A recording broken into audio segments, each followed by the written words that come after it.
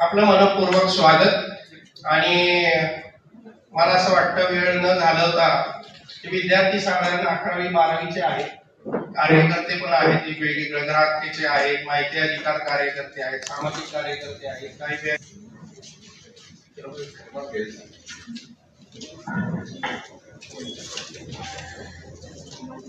ठीक आहे।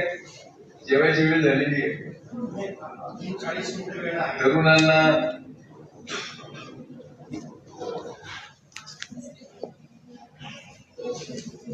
काय सांगायचं, तुमचे जे प्रश्न आहेत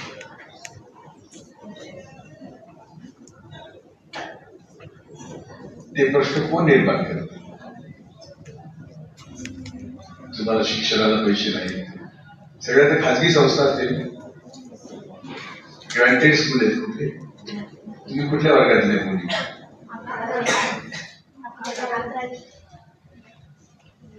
कधी सावित्रीबाई फुलेंचं नाव घेतलं का? गणपतीचेच पाय पडतात। ते आता मला गणपतीची मूर्ती देणार होते, चित्र देणार होते, मी म्हणलं मी घेणार नाही, कारण आम्हाला जीवन जगण्याचा रस्ता दाखवणारी माणसं होती, देव नव्हते। जर देवाने आमच्याकडे लक्ष दिलं असतं तर आम्ही सगळ्यांचे कल्याण झालं असतं। ही न्याय संस्था, वकिली, जज साहेब, त्यांना विचारा की त्यांच्या पुढे जेवढे कागद येतात तेवढ्याच निकाल द्यायचं। खरं काय आहे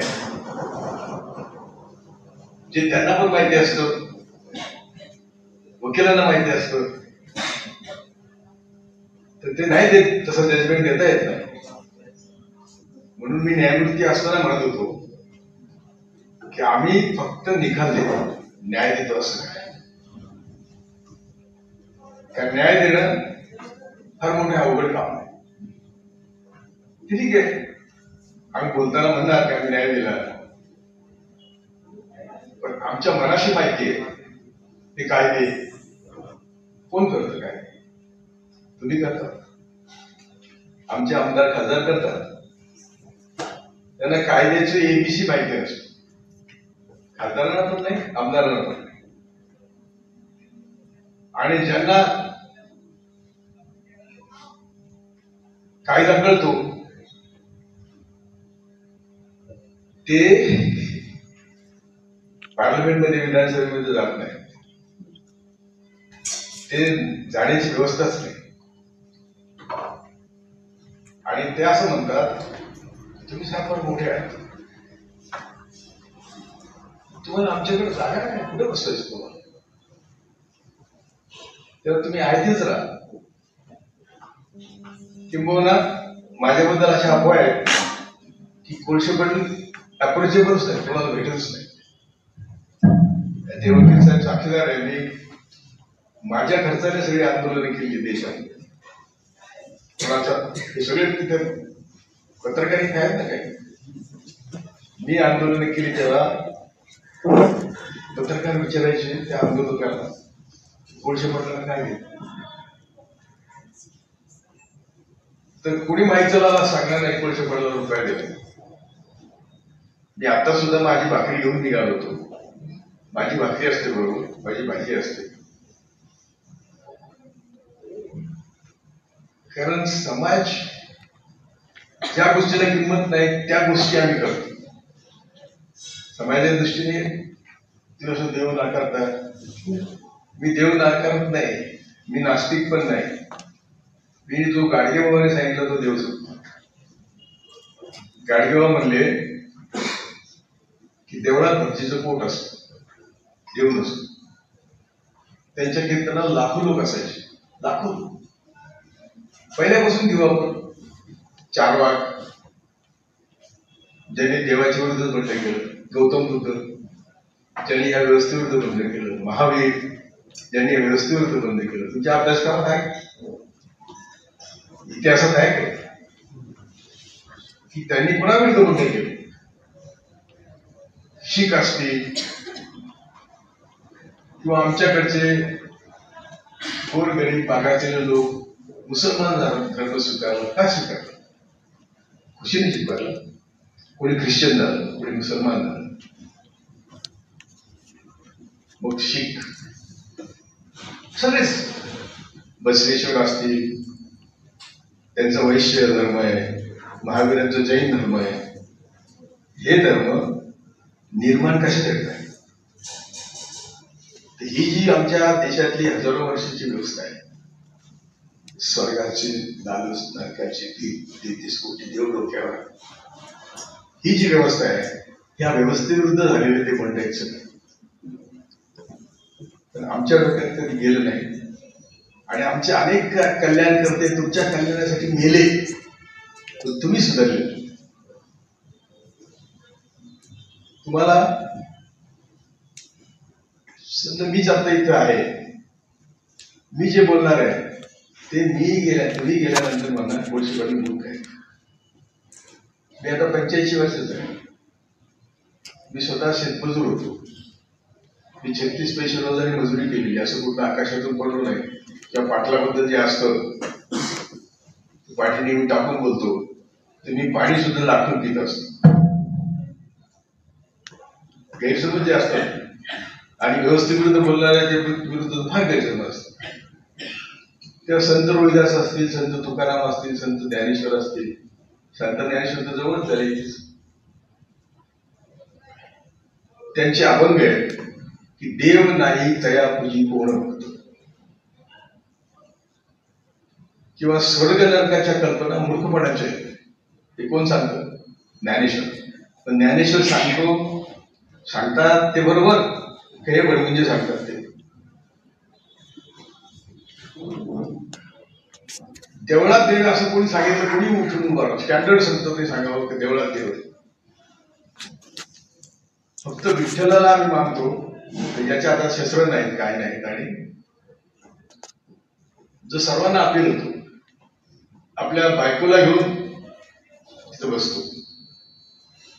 हा असा समाज आहे की ज्याला बायकोचंच वावड आहे. मनुस्मृती वाचा.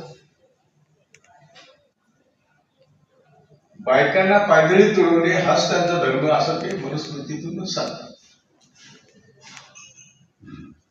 हे जे संविधान आहे आमचं, या संविधानाचा गाभा काय?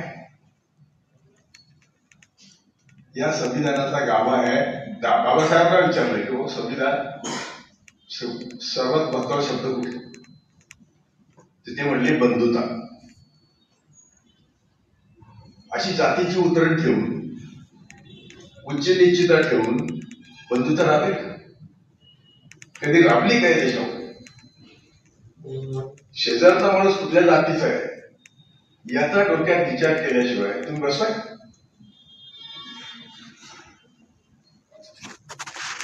जिथे असा माणूस बसतो की शेजारचं कोण आहे, त्याची जात काय आहे, त्याचा धर्म काय आहे, तिथे बंधुतेचा काय संबंध आहे?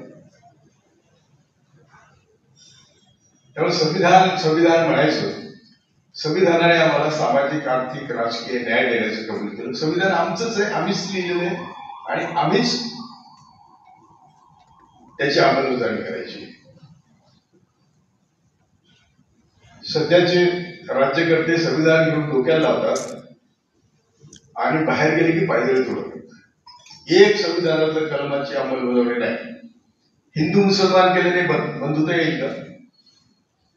तुमचे दोन डोके सडवलेले आहेत. मुसलमान मुसलमान मुसलमान. कोण आहे मुसलमान? आमची जी वर्ण व्यवस्था आहे त्या वर्ण व्यवस्थेतले जे लोक या ब्राह्मणवादी विचार आहे. मराठीत सुद्धा ब्राह्मणवादी आहेत, सगळ्या जातीत ब्राह्मणवादी आहेत, जे आपल्या जातीचे शोषण करतात किंवा ज्यांना शोषण करणे गैर वाटत नाही, ते सगळे ब्राह्मणवादी. स्त्रियांचं शोषण, आपल्या जातीचं शोषण. तर संविधानाचा गाभा दुसरा एक आहे की बाबासाहेबांना शोषणमुक्त समाजाची निर्मिती करायची होती. कुठलं शोषण होतं? कुठलं शोषण? प्रत्येक ठिकाणी शोषणच होत. तर शाळेत तुम्हाला जर त्यांनी शाळा बंद केल्या, शाळा बंद केल्या म्हणून यांनी नवीन जेल बांधले, मंदिरं बंद केली तर सगळे जेल रिकामे होते. लिहून घ्या तुम्ही. कोणाची हिंमत नाही, छापण्याची पण नाही. पत्रकार माझे मित्र आहेत, त्यांना माहिती आहे की आपला बाप तिथे बसलेला आहे संपादक, तो खिळे लावून काय कळलं. तर तुम्ही कोणाची मुलं आणि किती वर्ष? जिथे गुलामी रात्रंदिवस नांदते ते संविधान कसं करणार? संविधान तर काय म्हणतंय? आम्ही भारताचे लोक. त्या संविधानाची सुरुवात काय करायची याच्यावर सुद्धा संविधान सभेत चर्चा झाली. कोणी म्हणे ओम आर्यवर्त आहे, ओम गणेश आहे, आर्यवर्त आहे, अशी सुरुवात करा. तर बाबासाहेबांना प्रश्न पडला. ते म्हणले की आपण त्याच्यावर मतदान घेऊ. आणि बाबासाहेबांचा संकल्प होता की आम्ही भारताचे लोक, आम्हालाच सामाजिक आर्थिक न्याय देण्यासाठी वचनबद्ध आहोत.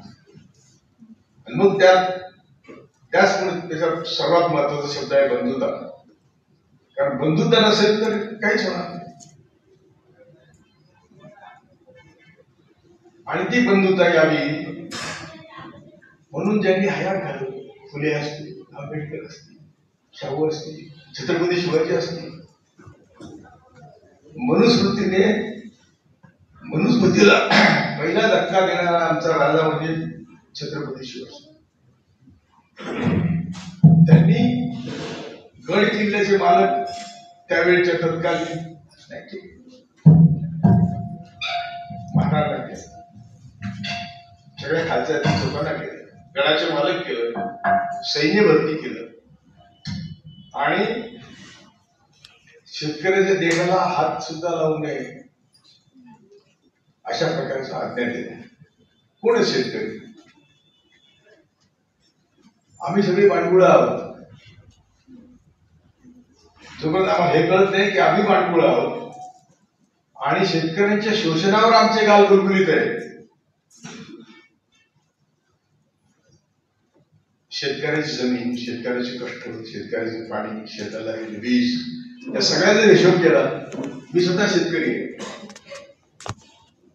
माझे 2 वेळचं जेवण पण शेतावर चालते आणि तिथे मी एक 100 अनाथ मुलं सांभाळतो. त्यांना आम्ही KG ते PG मोफत शिकवतो. ती सुद्धा मला व्यवस्थित जाऊन वामनाच्या मागे लागतात. त्यांना सांगितलं की आश्रमात लग्न करा, रजिस्टर लग्न करा, आम्ही सगळा खर्च करतो, फक्त मंगळसूत्र घाला. मंगळसूत्र सुद्धा कुणी सांगितलेलं नाही गंध लावा आणि मंगळसूत्र घाला, कुणीही सांगितलेलं नाही. हे तुमच्या गुलामीचं प्रतीक आहे. आमच्या घरात कोणी करत नाही, माझ्या मुली नाही करत, माझी बायको पण नाही. घरातून सुरुवात केली पाहिजे ना. आणि आमचं काही बिघडलेलं नाही. म्हणजे मी जेव्हा मजुरी करत होतो तेव्हा मला 36 पैसे रोज होता, माझ्या आईला 62 पैसे रोज होता आणि माझ्या वडिलांना 88 पैसे रोज होता. अशी मी 4 वर्ष मजुरी केली. शाळाच नव्हती. बाबासाहेबांचा तर इतिहास वाचताना माणूस रडतो. शाळेच्या बाहेर बसून त्याला शिकायचं. कुठे व्यवस्था आहे? माणसाला माणूस म्हणून जगून देणारी व्यवस्था, त्या व्यवस्थेतून म्हणणार मी न्याय देतो. मी स्वतः न्यायमूर्ती होतो. जे शेजारी बसणारे जजेस म्हणायचे, यात शब्द इथे वापरू नये, त्यावेळी होती आणीबाणी. मी 80-85 गेलो होतो. आणीबाणी 76 सालची जी होती त्याच्यामध्ये अनेक मुसलमानांवर खटले होते स्मगलिंगचे वगैरे. तर जजेस आमचे म्हणायचे याला ताणलं पाहिजे. जरा आपण ईश्वराच्या खाली, आपण आई वडिलांच्या ठिकाणी, न्यायमूर्ती पद काय आणि त्यात हायकोर्ट सुप्रीम कोर्टाचं पद म्हणजे काय, बरोबर ईश्वराच्या बरोबर आहे. तिथं आम्ही अशी भाषा करायची. आणि कोणी न्यायमूर्ती पदावर बसलेलो अशी की ते विषारी जात आहे जगात. ते नाही अशी जगात नाही अशी विषारी जात आहे की ज्यांना रात्रंदिवस तुमचं शोषण कसं करायचं एवढी चिंता, ते दुसरं काही मागत नाही. आणि ते शोषण अशा प्रकारे झालं पाहिजे की तुम्ही कायम 5 किलो धान्य मागायला तयार. गेल्या 10-11 वर्षात तुम्हाला 5 किलो धान्य मिळालं 100 कोटी लोकांना. देशाची लोकसंख्या 140 कोटी 50 कोटी. कमीत कमी 100 कोटी लोकांचं महिन्याचं उत्पन्न 10,000च्या आत आहे. कसं आहे? कोण खाते पैसे? टॅक्सेस आमच्या खूप आहे. आता नुसतं त्याच्या गाडी आमची स्पीडने पळाली की 2,000ची नोटीस येते. प्रत्येक ठिकाणी आम्हाला पैसे द्यायला लागतात. बाहेर पडले की टोल आहे. रस्त्याचा सगळा टॅक्स गाडी विकत घेताना काढून घेतलेला असतो तरी टोल आहे. आणि इतके भयानक टोल आहे की ते इतके पैसे वसूल करतात आणि ज्याने टोल केलाय त्याला आयुष्यभर त्यातले पैसे मिळतात. कोरोनामध्ये ऑक्सिजनचं सिलेंडर मिळालं नाही आणि ती त्रेत जायला लाकडं नाही मिळाली म्हणून लोकांनी नदीच सोडली. त्याच वेळी आमच्याकडं 20,000 50,000 कोटीचं नवीन पार्लमेंट बांधलं. त्याच वेळी आमच्याकडं कुणी असो पंतप्रधान, पण आमच्या प्रधानाचं 10,000 कोटीचं विमान घेतलं. जे अमेरिका रशिया वगैरे यांच्या बरोबरच विमान आहे आपलं. आमची इकॉनॉमी म्हणजे जगात 3 नंबरची होते 5 नंबरची होते. इकॉनॉमी कशा ठरवायची? 100 कोटी लोकांना 5 किलो धान्य द्यायला तुमची इकॉनॉमी 2 नंबर आणि 3 नंबर जगामध्ये होते. पण विचार करतो कोण? तुम्हाला अडकवलं ते इथं काहीच नाही, सगळं स्वर्ग आहे. इथं फक्त तुम्ही ह्याला प्रश्न सहन करायचे आणि मग तुम्हाला जे मिळणार ते फक्त स्वर्गात मिळणार, नाही तर नरकात मिळणार. स्वतंत्र विचार करायला सोयच नाही. कारण स्वतंत्र तुम्ही विचार केला, आता जे आम्ही थोडे शिकलो, नाही तर आम्ही काय केलं असतं. मी आता यांना म्हटलं शिकलो नसतो तर आयुष्यभर पार्श्व भागात कसा माती दिली असते दररोज. आम्ही शिकले, फुले शाहू आंबेडकरच्या आशीर्वादाने शिकलेल्या लोकांची जबाबदारी, त्यांची जबाबदारी आहे. जीव गेला तरी समाजाशी खरं बोललं. आंबेडकर कधी खोटं बोलले? फुले कधी खोटं बोलले? फुले एवढा मोठा माणूस होता की व्हिटीचं बिल्डिंग त्यांनी बांधलेली, कॉन्ट्रॅक्ट त्यांचं होतं. टाटाचा बोगदा त्यांनी केलेला आहे. किती पैशावर होते? टाटापेक्षा त्यांचं बजेट जास्त होतं. टाटाच्या बजेटपेक्षा फुलेंचं बजेट जास्त होतं. ते फुले तुमच्यासाठी हलाल करून दिले. सावित्रीबाई फुले शरदगडाचा मारा खाऊन तुम्हाला शिकवण्यासाठी शाळेत जाताना एक साडी बरोबर स्पेअर घेऊन जायची. कारण रस्त्याने शेण मारणार, दगड मारणार, कोण मारतो? आजही ते शेण. शाळा बंद, खाजगी शिक्षण. जेवढी आमची पिढी शिकली ती संपली. शाळेचं खाजगीकरण कशा करता करायचं? काय सरकारकडे पैसे नाही? खूप पैसे आहेत. उलट आमच्या इतका श्रीमंत देश जगात दुसरा नाही. पण ती सगळी कालच बातमी होती की 1% पैसे 100 रुपये जर तुमचे वाढले असतील उत्पन्नात तर 1% लोकांचे 100 रुपयातले 62 रुपये वाढले आणि 90% लोकांचे फक्त 1 रुपया वाढला. उत्पन्नामध्ये वाढ झाली. सगळे जे जागतिक निर्देशांक आहेत, समजा शिक्षणाचा आमचा उच्चांक, भूकमरीचा उच्चांक, बाल मृत्यूचा उच्चांक, जे जे निकष आहेत त्या सगळ्यात आम्ही पहिले नंबर. जास्त मुलं आमच्याकडे, जास्त भोगे लोक आमच्याकडे. पर कॅपिटल इन्कम म्हणतात. दरडोई उत्पन्न किती तुमचं? जगात आम्ही सगळ्यात खाली आहोत. दरडोई तुमचा खर्च किती आहे? जगात आम्ही सगळ्यात खाली आहोत. मग जगात देश कोणते सुखी? तर जे देवाच्या नावाने ठोठाण करत नाही, देव मानत नाही, ते सगळे देश सुखी आहेत. विचार करा तुम्ही. नॉर्वे, स्वीडन, त्यांचा हॅपीनेस इंडेक्स असतो आनंदाचा. पाकिस्तान आपल्या पुढे आहे, बांगलादेश आपल्या पुढे आहे. पर कॅपिटल इन्कम मध्ये बांगलादेश आमच्या पुढे आहे. आपल्याला काय सांगतात? जा पाकिस्तान. असं बोललं, जा पाकिस्तानात जाऊन बघायचं. काय बघायचं? आम्हाला काय बघायचं? आमचा देश आहे, आमची माती आहे, आम्ही कशाला जाऊ पुढे? तुमच्या बाबाचा देश आहे काय? आम्हाला पाकिस्तानात जायला सांगतात. मला दररोज किती शिव्या येतात तुम्हाला माहिती आहे. पण त्या शिव्या जर आम्ही खाल्ल्या नाही तर आम्ही फुले शाहू आंबेडकरांचं काम करत. छत्रपती शाहू म्हणायचे, आणि छत्रपती शाहूला किती छळ आहे तुम्ही जरा बघा. ते आमचा आताचा बौद्ध समाज म्हणजे पूर्वीचा महार समाज तो पण मानत नाही. सयाजीराव गायकवाड, छत्रपती शाहू, आंबेडकर विश्वविद्यालय होतेच, पण या दोघांनी मदत केली म्हणून आंबेडकर झाले. विश्वविद्यालय असले.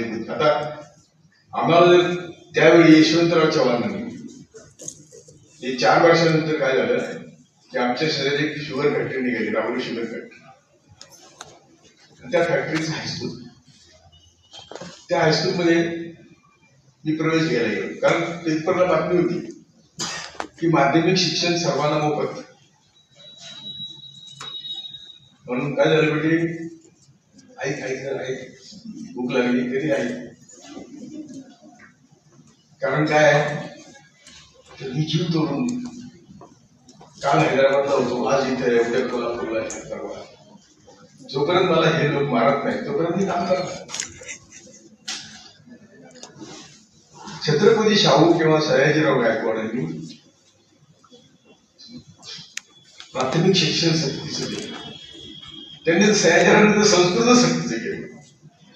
संस्कृत सक्तीचं केल्यानंतर गायकवाड महाराजांचं टाळकं फिरलंय का म्हणून टिळक भडकले. टिळक खूप टीका करतात. तो वाडा जो आहे तो टिळक वाडा नाही, गायकवाड वाडा आहे. तर गायकवाड म्हणले काय तेवढा तो वाडा देऊन टाक. इंग्रजांची परवानगी नव्हती. स्वातंत्र्य फार पुढे नंतर आलं. ती परवानगी नसताना कायद्याची पळवाट काढून सयाजीराव गायकवाड तो वाडा टिळकांना दिला. त्याचं नाव आहे टिळक वाडा, गायकवाड वाडा असतात. तर तुमचं नामोनिशाण संपत काय? संपत सगळा इतिहास होता.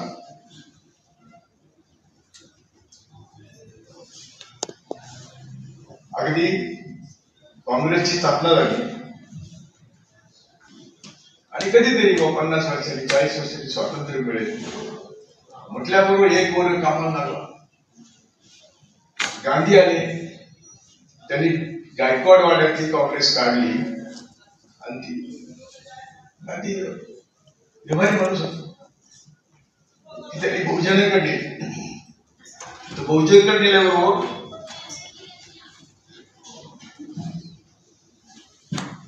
चिठ्ठी आली का मला? तिथून त्यांचं माथा फडकलं की गांधी आमची हजारो वर्षाची लिडरशिप आमच्याकडून हिसकावून घेऊन बहुजन समाजामध्ये गावागावात काँग्रेस नेते. तिथपासून गांधीला मारायचे प्लॅन सुरू झाले, नेहरूला मारायचे प्लॅन सुरू झाले. तुम्ही म्हणाले कुठून बोलताय? ज्यांच्या विरुद्ध तुम्ही बोलतोय त्यांनी विचारलं ना काही कुठून बोलतोय.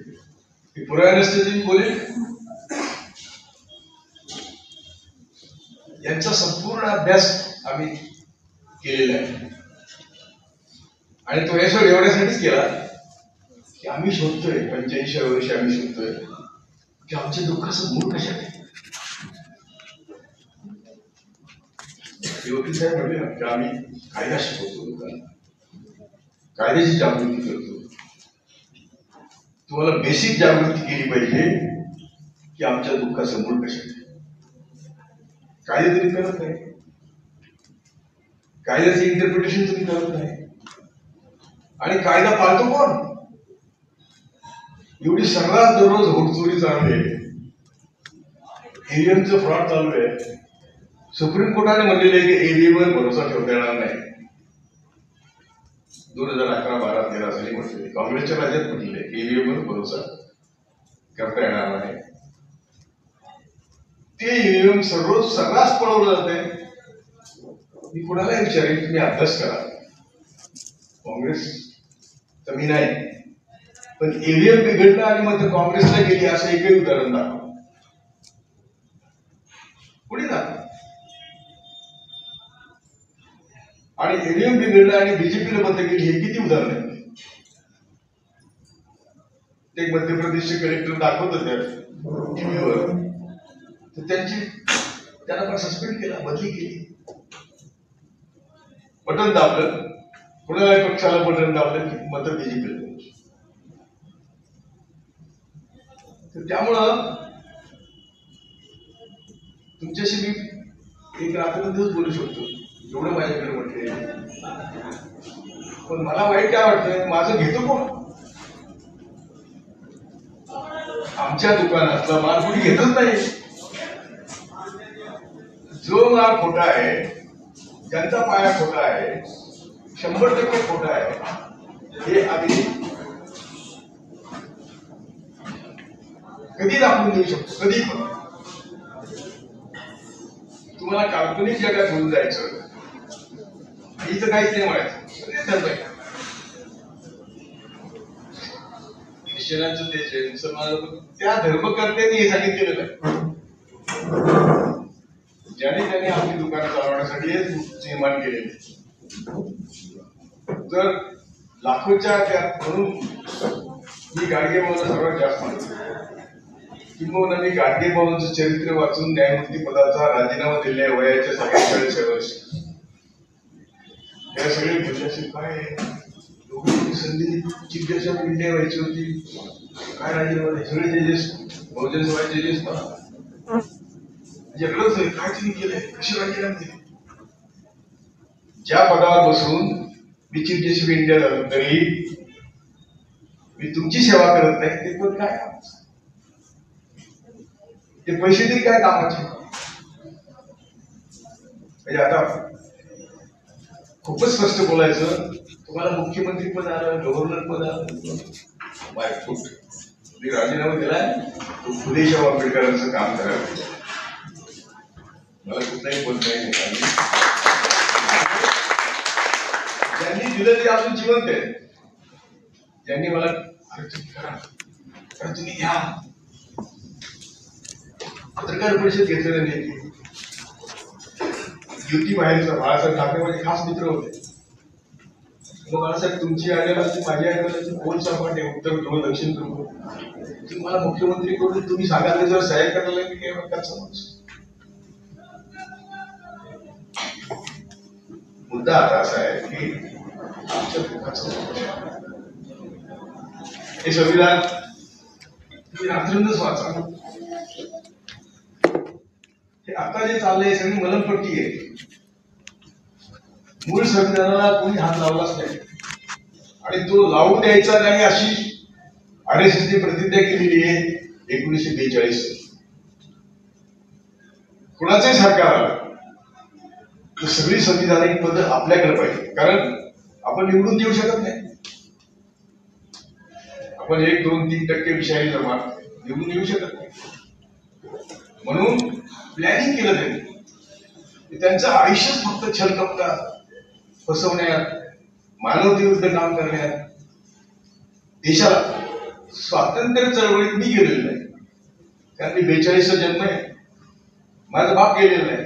तो रोडपुरी होता, रस्त्यावर माती टाकत होता, 2 वेळेचं जेवण आम्हाला आणून देत होता. तर स्वातंत्र्य चळवळीत न जाणं वेगळं, पण स्वातंत्र्य चळवळीला विरोध करणे लेखी. अगदी शेवटची सावरकरांची मागणी होती, यांच्या ताब्यात देश देऊ नका, निदान नेपाळच्या ताब्यात तरी द्या, म्हणजे पण यांच्या ताब्यात देऊ नका. ही शेवटपर्यंतची मागणी होती. आणि ती सगळी मागणी, छोटी सुद्धा मागणी होती, स्वातंत्र्य नको. अगदी टिळकांची स्वातंत्र्याची जी स्वराज्य जन्मसिद्ध हक्क आहे, त्याचं सगळं आपण जर प्रामाणिकपणे अनालिसिस केलं तर टिळकांना फक्त परत पेशवाई पाहिजे. लिखित आहे त्याचं, लिखित आहे. मी जे बोलतो ते सगळं लिखित आहे. ज्यांना कोणाला पाहिजे असेल ते द्यायला तयार. कारण मला माहिती आहे ना मी कोणाच्या विरुद्ध पडणार. आज उद्या ते मारणारच आहे, पण त्यांनी माझ्या चर्चेला येणारच नाही. त्यामुळं काय येणार नाही, पायच खोट आहे.